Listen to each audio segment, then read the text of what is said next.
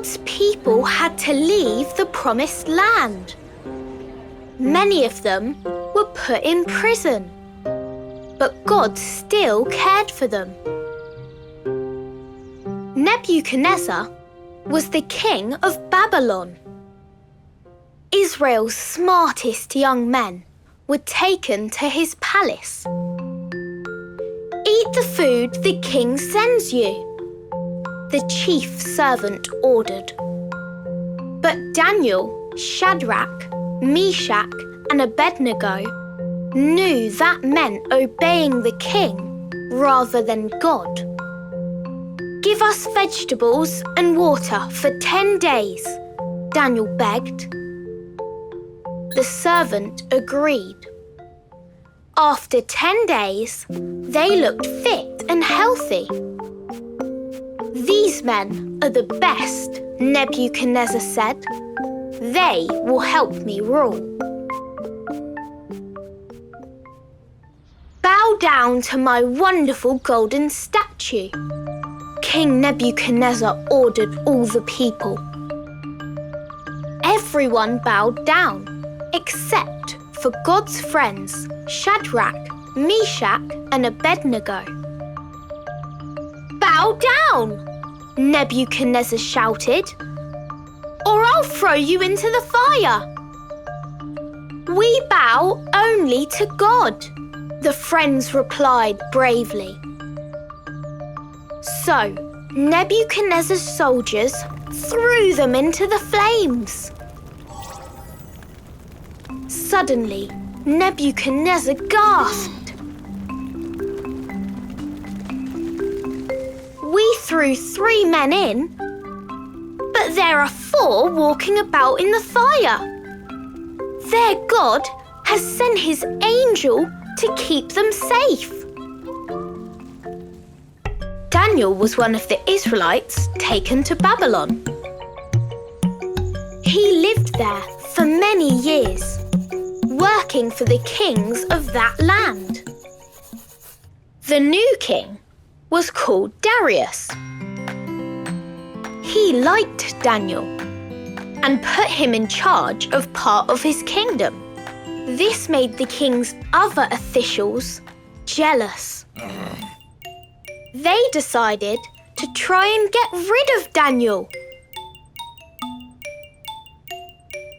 So they watched Daniel closely as he worked.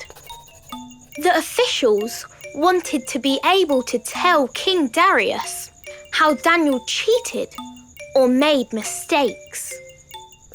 But Daniel worked hard and was honest in everything he did.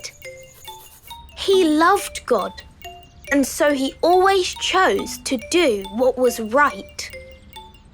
This made the officials even angrier. Then, one day, as they saw Daniel praying to God, they had an idea. "Order everyone to pray to you alone or be thrown to the lions," they told King Darius. The king loved to be worshipped by his people, so he was pleased with this plan. 3 times every day, Daniel went to his room, shut the door, and prayed to God. But King Darius had ordered everyone to pray only to him or be thrown to the lions. Daniel heard about the new law. He felt very worried and upset. He went home right away to talk to God. As soon as King Darius's officials saw Daniel praying, they rushed back to King Darius.